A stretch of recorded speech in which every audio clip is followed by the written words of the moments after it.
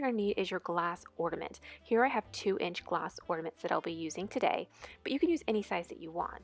So go ahead and grab whichever one that you want to use and go ahead and take the top of it off. Once you've done that, grab the paint color that you want to use. Here I'm using a white acrylic paint. And I'm also going to have a Dixie cup on hand that I'm going to use to dry my ornament in.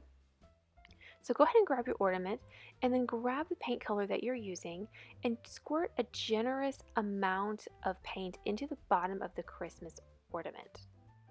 Once you've put a generous amount into the bottom of the Christmas ornament, you're going to just start to slowly turn the ornament around in a circle, and this is going to allow the paint to slowly cover the entire surface of the ornament on the inside.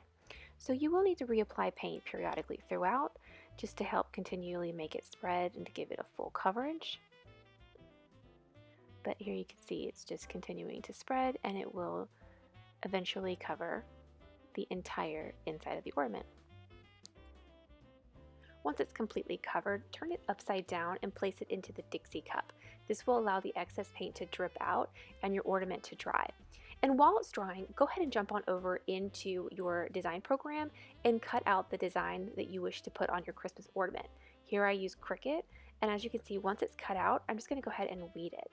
And if you like this design file that I'm using, I have the SVG available for sale in my Etsy shop, and I'll link that down below. If you use the code YouTube, you can get that file for 50% off.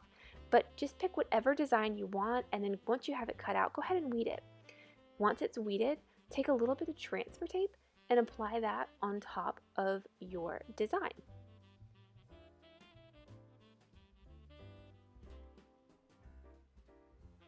Once you have that, take the transfer tape and peel it off and apply it to your Christmas ornament. Once you take that transfer tape off, you now have a beautiful Christmas ornament. Put the top back into the top of the ornament, but be careful to make sure that the paint is dry so you don't scratch it.